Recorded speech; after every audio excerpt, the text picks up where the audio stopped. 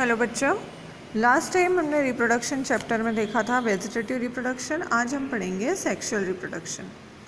तो देखिए, जब हम बात करते हैं सेक्सुअल रिप्रोडक्शन की तो पहले भी मैंने बताया था कि एसेक्सुअल और सेक्सुअल में जो मेन डिफरेंस है वो क्या है कि एसेक्सुअल में एक सिंगल पेरेंट पार्टिसिपेट करता है और सेक्सुअल रिप्रोडक्शन में 2 पेरेंट पार्टिसिपेट करते हैं। ठीक है, तो यहाँ पर जो है 2 पेरेंट कौन होंगे, एक मेल एक फीमेल, और साथ ही साथ मेल गैमिट और फीमेल गैमिट का फॉर्मेशन उनकी बॉडी में होता है। फिर दोनों जो गैमिट्स हैं वो आपस में फ्यूज़ होते हैं और बनाते हैं जाइगोट। फिर इस जाइगोट से बनता है एम्ब्रियो, और एम्ब्रियो जो है वो जर्मिनेट होके बनाएगा नया ऑर्गेनिज़म या फिर नया प्लांट।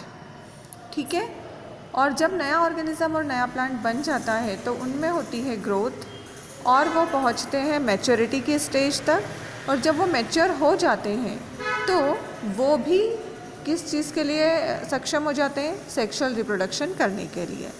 तो देखिए क्या क्या हो रहा है सेक्सुअल रिप्रोडक्शन में। 2 गैमेट्स हैं, मेल गैमेट फीमेल गैमेट, दोनों का फ्यूज़न होगा, उससे बनेगा जाइगोट, और जाइगोट जो है वो बनाएगा एम्ब्रियो। एम्ब्रियो जर्मिनेट होकर नया प्लांट या नया ऑर्गेनिज़म बनाएगा, और उनमें मैच्योरिटी के बाद वो नया ऑर्गेनिज़म भी सेक्सुअली रिप्रोड्यूस कर सकता है। तो जो सेक्सुअल रिप्रोडक्शन होता है वो देखिए लोअर प्लांट्स जितने भी होते हैं उनमें एक ही प्लांट पे 2 ब्रांचेस होती है अलग अलग, जैसे कि फ्यूनेरिया और पाइनस में मेल ब्रांच और फीमेल ब्रांच। तो मेल ब्रांच पे जो है उसे हम कहते हैं मेल सेक्स ऑर्गन जो होता है उसे कहते हैं एंथेरिडिया, और फीमेल सेक्स ऑर्गन को हम कहते हैं आर्किगोनिया। और ये दोनों से मेल जो स्पोर्स हैं फीमेल गैमेट से वो निकलेंगे और फ्यूज़ होके क्या बनाएंगे, नया प्लांट। हायर प्लांट्स में जो फ्लावर होता है वो रिप्रोडक्टिव पार्ट है। तो रिप्रोडक्टिव पार्ट फ्लावर होता है, तो फ्लावर का पूरा स्ट्रक्चर हम नेक्स्ट चैप्टर में देखेंगे। उसी में मेल और फीमेल सेक्स ऑर्गन्स होते हैं। अब हम देखते हैं फेजेस ऑफ सेक्सुअल रिप्रोडक्शन। तो पहली जो फेज़ होती है वो होती है जुवेनाइल फेज़। एनिमल्स में ये कौन सा जुवेनाइल फेज़ का मतलब है, period of growth to attain maturity, यानी ग्रोथ का वो टाइम जब तक हम मैच्योरिटी पे पहुंचते हैं। हमारी धीरे धीरे ग्रोथ हो रही है जन्म के बाद, और जब हम मैच्योर हो जाएंगे तो उतने फेज़ को हम क्या कहेंगे, जुवेनाइल फेज़। और प्लांट में इस फेज़ को कहा जाता है वेजिटेटिव फेज़। और जैसे ही ये जुवेनाइल या वेजिटेटिव फेज़ खत्म होता है तो स्टार्ट हो जाता है रिप्रोडक्टिव फेज़। तो एंजियोस्पर्म जितने भी प्लांट हैं उनमें वेजिटेटिव फेज़ खत्म होने के बाद क्या होगा, फ्लावर खिलेंगे, यानी कि फूल खिलते हैं, फ्लावरिंग होती है। और क्यों हो रहा है ऐसा, क्योंकि फ्लावर ही उनका रिप्रोडक्टिव पार्ट है। तो वहाँ पर रिप्रोडक्टिव फेज़ स्टार्ट हो जाएगा। और एनिमल्स में जुवेनाइल फेज़ के बाद यानी जैसे ही मैच्योर होते हैं तो वो ऑर्गेनिज़म सेक्सुअली रिप्रोड्यूस कर सकते हैं, यानी मैच्योरिटी उनमें आ गई है, तो उस फेज़ को हम कहते हैं रिप्रोडक्टिव फेज़। तो पहला फेज़ है जुवेनाइल फेज़ या वेजिटेटिव फेज़, दूसरा है रिप्रोडक्टिव फेज़। रिप्रोडक्टिव फेज़ में रिप्रोडक्शन की प्रोसेस होगी ऑर्गेनिज़म में या प्लांट में। और तीसरा जो फेज़ होता है वो होता है सेंसेंट फेज़, या फिर इसे हम ओल्ड स्टेज भी कह सकते हैं। सेंसेंट फेज़ या फिर सिंपली हम क्या कह सकते हैं कि ओल्ड स्टेज या ओल्ड एज। तो सेंसेंट फेज़ में क्या होगा, इसको हम सिंपली डिफाइन कर सकते हैं एंड ऑफ रिप्रोडक्टिव फेज़। ठीक है, जुवेनाइल फेज़ यानी ग्रोथ होना, मैच्योरिटी तक पहुंचना। रिप्रोडक्टिव फेज़ का मतलब है beginning of reproductive phase easily seen in higher plants when they come to flower। मतलब जैसे ही उनमें फूल खिलेंगे मतलब हम समझ जाएंगे कि इनमें रिप्रोडक्टिव फेज़ स्टार्ट हो चुका है। और तीसरा जो फेज़ है वो क्या है, सेंसेंट फेज़, या फिर हम क्या बोल रहे हैं इसे, ओल्ड एज।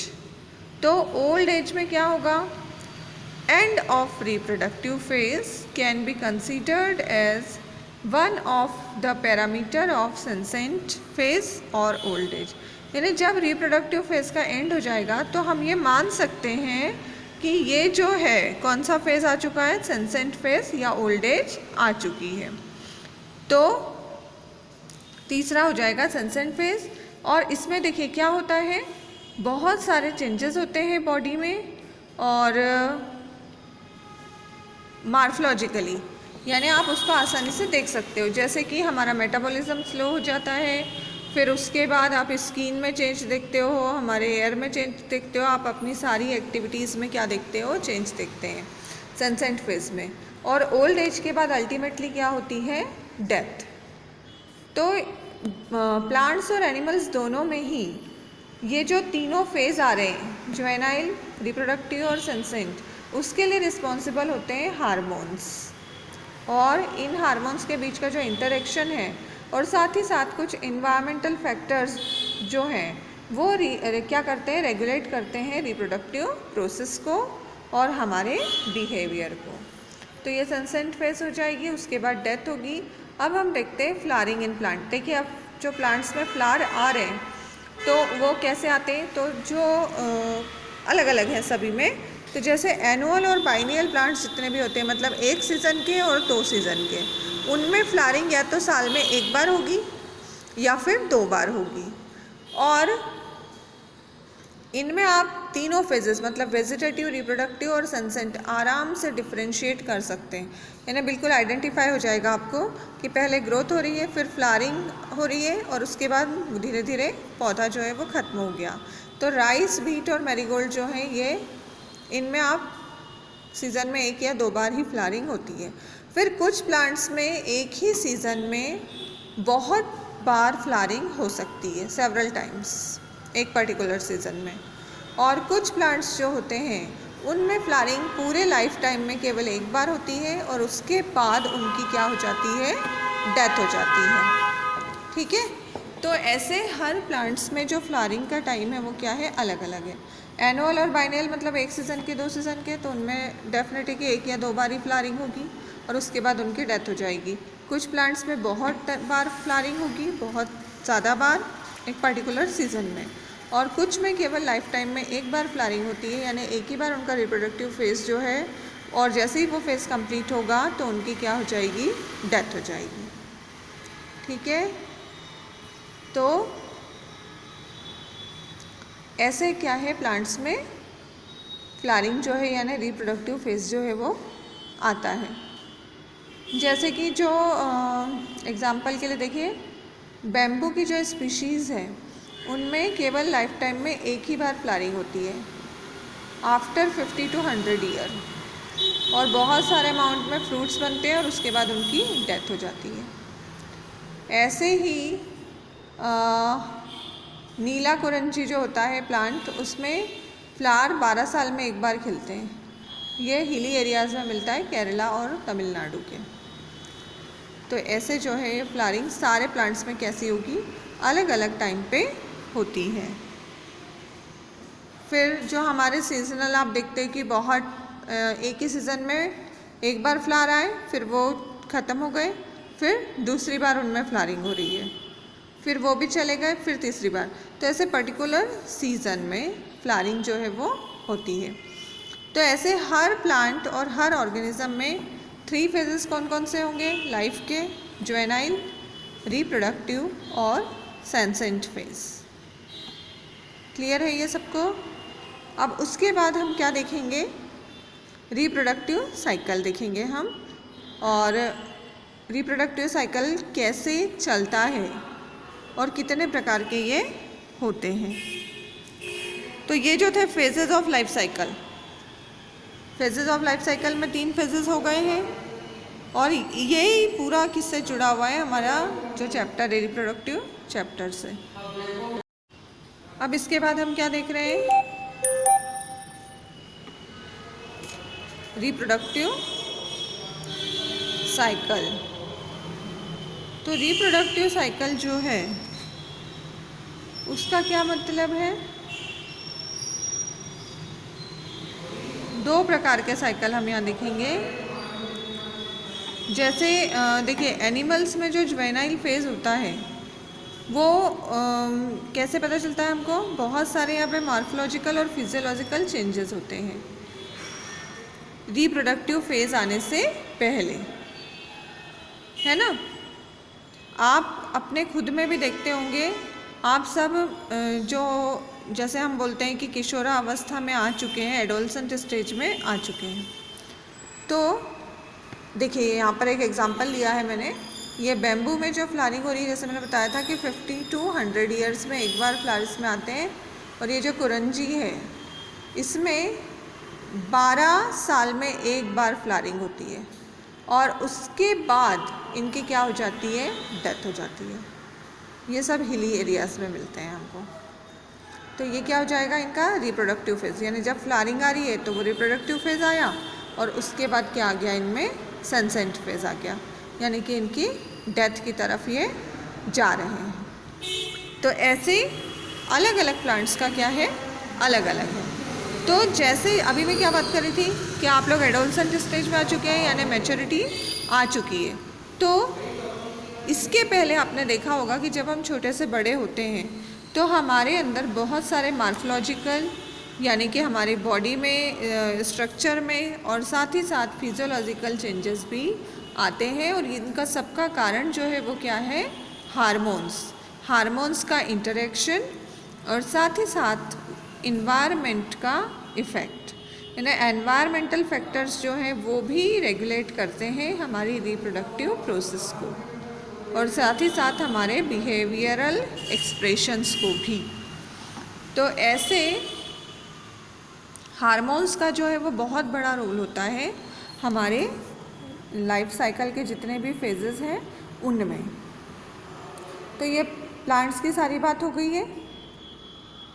अब जो डिटेल है प्लांट में रिप्रोडक्शन का, कि प्लांट में रिप्रोडक्शन कैसे होता है, तो वो सेकंड चैप्टर में हम देखेंगे उसकी डिटेल। अभी हम ये फर्स्ट चैप्टर में केवल क्या देख रहे हैं, नॉर्मल सा इंट्रोडक्शन की कौन कौन से चीज़ें रिप्रोडक्शन में होती है। उसके बाद डिटेल स्टडी हम कहाँ करेंगे, सेकंड चैप्टर में। अब देखिए रिप्रोडक्टिव साइकिल, तो जो रिप्रोडक्शन है एनिमल्स में वो होता है सीजनल। हम यहाँ पर सारे एनिमल्स की बात करें, जैसे सीजनल मतलब जैसे बर्ड्स में हम देखते हैं कि वो एक पर्टिकुलर या स्पेसिफिक सीज़न में ही एग्स ले करते हैं, मतलब जो उनका अंडे देने का टाइम है, एग्स ले करने का टाइम है, वो एक स्पेसिफिक सीज़न में ही होता है। तो उन्हें हम क्या कह सकते हैं, सीजनल ब्रीडर, यानी एक पर्टिकुलर सीज़न में ही रिप्रोडक्शन करने वाले। और इसके अलावा जो प्लेसेंटल एनिमल्स होते हैं जिनमें प्लेसेंटा बनता है, तो उनमें रिप्रोडक्टिव साइकिल जो है वो कब आएगा, जब उनके ओवरीज में और हार्मोनल लेवल में क्या होता है, चेंज होता है, तब ये रिप्रोडक्टिव साइकिल जो है एनिमल्स में आता है। ठीक है ना। तो जैसे बर्ड्स जो है नेचर में रहते हैं तो वो सीज़न में एक देंगे, पर्टिकुलर सीज़न में, और लेकिन जो पोल्ट्री फॉर्म में रहते हैं, है ना, पोल्ट्री फॉर्म में क्या होता है कि ये जो है पूरे साल भर एग्स दे सकते हैं, लेकिन हम इनको इनकी रिप्रोडक्शन से नहीं जोड़ सकते क्योंकि इसके लिए इनको अलग से ट्रीटमेंट दिया जाता है और उसके कारण वो पूरे साल भर एग दे पाते हैं। लेकिन हम बात कर रहे हैं नेचर में रहने वालों की, नेचुरल जो है, नेचुरली वो सीजनल ब्रीडर ही होते हैं। फिर जो प्लेसेंटल एनिमल है उनमें हमने क्या बोला कि जब ओवरीज की एक्टिविटी में चेंज आएगा और साथ ही साथ हार्मोनल लेवल में चेंज आएगा, तब वो रिप्रोडक्शन कर सकते हैं। तो यहाँ पर जो रिप्रोडक्टिव साइकिल है वो दो प्रकार के होते हैं, oestrus cycle and menstrual cycle. Oestrus cycle होता है नॉन प्राइमेट्स। देखिए वर्टिब्रेट्स में भी दो होते हैं, प्राइमेट्स और नॉन प्राइमेट्स। तो जो नॉन प्राइमेट्स होते हैं जैसे कि काऊ है, शिप है, रैट है, डियर है, डॉग्स है, टाइगर है, इनमें जो साइक्लिकल चेंजेस होते हैं रिप्रोडक्शन के दौरान उसे हम कहते हैं ओस्ट्रस साइकिल। ठीक है। और प्राइमेट्स जितने भी होते हैं, प्राइमेट्स यानी मंकी, एप्स और ह्यूमन, इनमें रिप्रोडक्टिव साइकिल को हम कहते हैं मेंस्ट्रुअल साइकिल।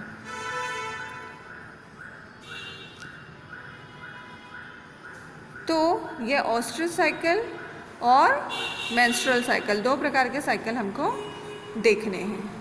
फिर जो एनिमल फेवरेबल सीज़न में ही रिप्रोडक्टिव फेज़ उनमें आता है तो उन्हें हम कहते हैं सीजनल ब्रीडर, और दूसरे जो पूरे लाइफ टाइम रिप्रोडक्टिव फेज़ उनमें रहता है, यानी सीज़न से उसका कोई लेना देना नहीं है, उन्हें हम कहते हैं कंटिन्यूअस ब्रीडर।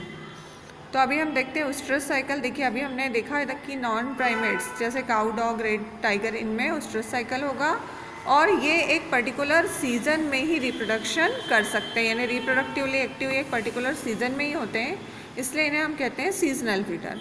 और मेंस्ट्रुअल साइकिल होता है मंकी, एप और ह्यूमन में, और ये पूरा रिप्रोडक्टिव फेज़ के दौरान रिप्रोडक्शन कर सकते हैं, यानी सीज़न से इनका कोई भी लेना देना नहीं है, तो इसलिए इन्हें हम कहते हैं कंटिन्यूअस ब्रीडर।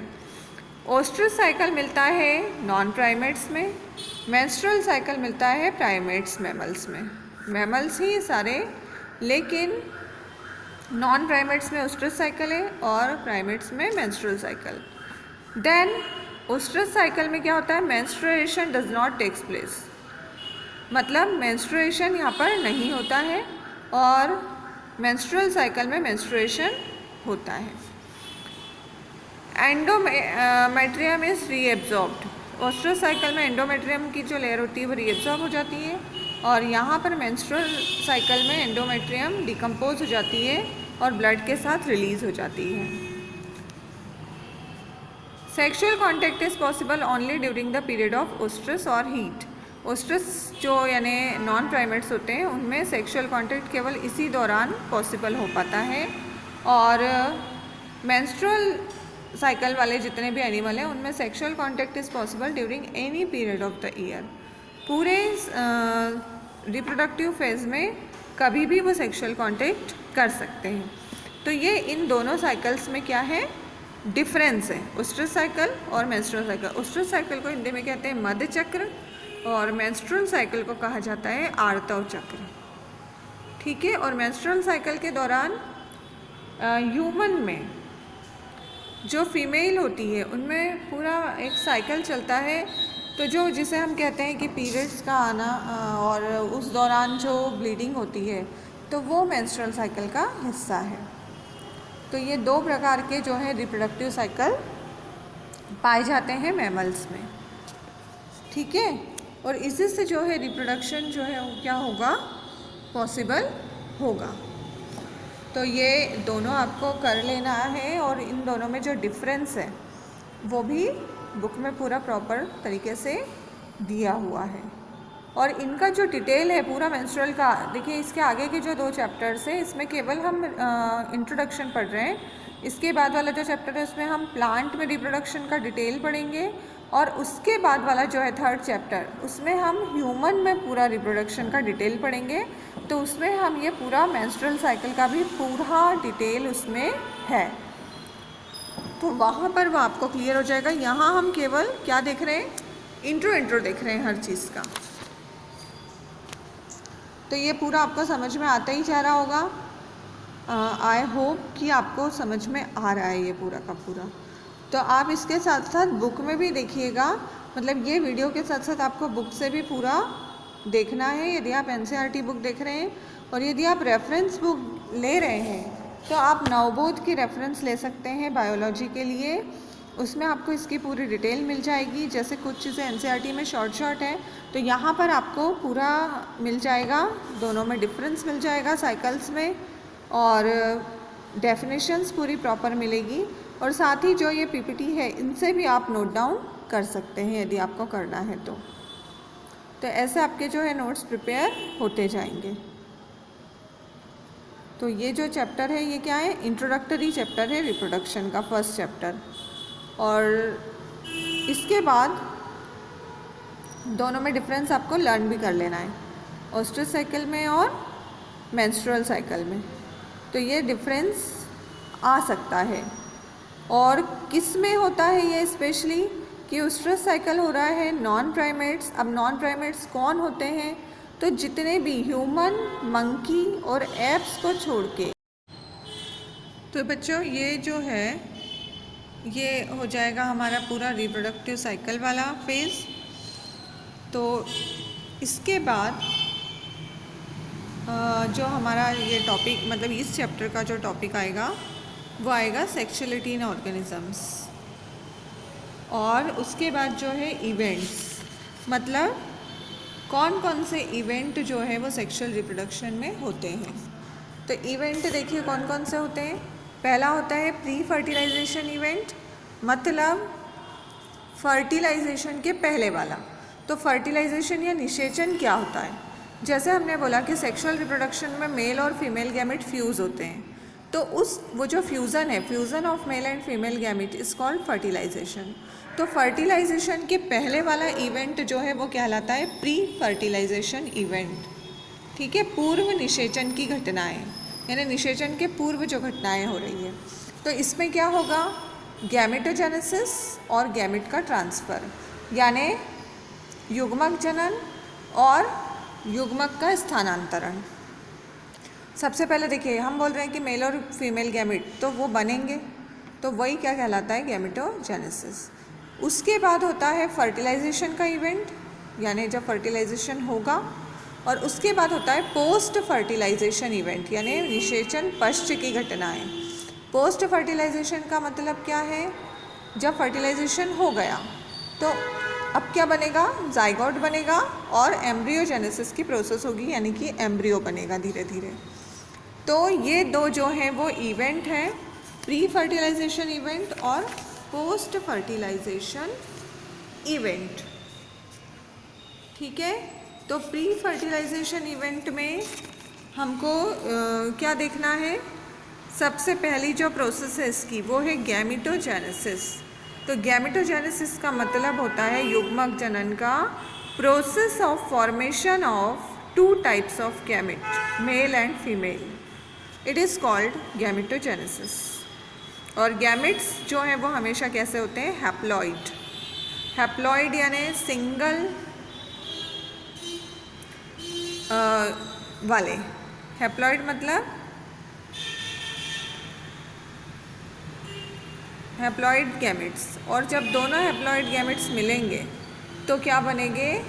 डिप्लॉइड जाइगोट, यानी एन। हैप्लॉइड को हम क्या लिखते हैं? एन, सिंगल, और डिप्लॉइड को 2n, यानी सिंगल नंबर ऑफ क्रोमोसोम्स और डबल नंबर ऑफ क्रोमोसोम्स। तो गैमेट्स हमेशा हैप्लॉइड क्यों होते हैं? क्योंकि दोनों गैमेट आपस में फ्यूज़ होंगे तो दोनों मिलके क्या बना देंगे? डिप्लॉइड बना देंगे। ठीक है, जैसे यदि हम बात करें ह्यूमन की, तो ह्यूमन में 46 क्रोमोसोम्स हैं। तो एक गैमेट में मेल में रहेंगे 23, फीमेल में रहेंगे 23, और जब दोनों आपस में फ्यूज़ होंगे तो वो दोनों मिलके क्या बना लेंगे? 46। तो इसलिए गैमेट हमेशा क्या होंगे? हैप्लॉइड। फिर देखिए, यदि गैमेट्स जो हैं मेल और फीमेल दोनों एकदम सेम है मार्फोलॉजिकली, यानी दिखने में एकदम सिमिलर हैं, तो उन्हें हम कहते हैं होमोगैमेट्स या आइसोगैमेट्स। यदि दोनों गैमेट बिल्कुल एक जैसे दिख रहे हैं तो उन्हें हम क्या कहेंगे? होमोगैमेट्स या आइसोगैमेट्स। और यदि मार्फोलॉजिकली मेल और फीमेल गैमेट डिफरेंट हैं, अलग अलग हैं, दिख रहे हैं, तो उन्हें हम कहते हैं हेटेरोगैमेट्स। ठीक है, समझ में आ रहा है? यदि दोनों गैमेट सेम दिख रहे हैं, वैसे बहुत कम में ऐसा होता है। जनरली जो है मेल गैमेट छोटा होता है साइज़ में, और इसे हम कहते हैं एंथेरोजॉइड या स्पर्म, और फीमेल गैमेट जो है वो साइज़ में बड़ा होता है और उसे हम कहते हैं एग या ओवम। तो यदि सेम दिख रहे हैं तो होमोगैमेट्स हो जाएंगे, और यदि अलग अलग दिख रहे हैं तो वो क्या कहलाएंगे? हेटेरोगैमेट्स। और मेल गैमेट का नाम क्या होता है? स्पर्म, ये साइज़ में होते हैं छोटे, और फीमेल गैमेट का नाम है ओवम, और ये होते हैं साइज़ में थोड़े बड़े। तो जो गैमेटोजेनेसिस की प्रोसेस है वो सभी में क्या होगी? अलग अलग, यानी जो फॉर्मेशन हो रहा है गैमेट्स का वो सब में क्या होता है? अलग अलग तरीके से होता है।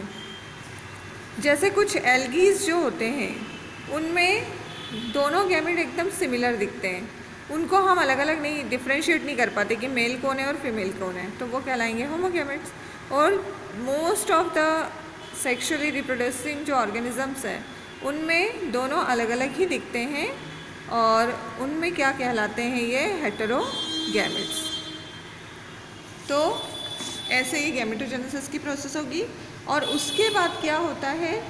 गैमेट का ट्रांसफ़र। तो देखिए, गैमेट का ट्रांसफ़र यानी क्या होगा? मेल गैमेट जो है वो ट्रांसफ़र होता है और कहाँ पे पहुँचता है? फीमेल गैमेट तक पहुँचता है। और उसके बाद उन दोनों में होगा फ्यूज़न। तो मेल गैमेट को ट्रांसफ़र होना है तो उसके लिए एक मीडियम की ज़रूरत होती है। मीडियम यानी कोई ना कोई उसको स्रोत चाहिए होता है जिससे कि वो ट्रांसफ़र होगा। जैसे बहुत सारे प्लांट में ब्रायोफाइट और एल्गीज में वाटर वो मीडियम का काम करेगा। गैमेट का ट्रांसफ़र किसके थ्रू होगा? वाटर के थ्रू। और बहुत सारे यहाँ पे मेल गैमेट वाटर में ये क्या होता है, बह जाते हैं, उनको कभी फिशेस खा रही हैं, तो ऐसे लॉस भी होता है बहुत सारे गैमेट्स का। फिर प्लांट्स में जो प्लांट्स में देखिए मेल गैमेट कौन होता है? Pollen grains. तो जो पोलन ग्रेन्स हैं उनको भी क्या चाहिए? मीडियम। तो वो मीडियम हो सकता है एयर, या फिर हो सकता है वाटर, या फिर कोई इंसेक्ट्स हो सकते हैं, या एनिमल्स हो सकते हैं।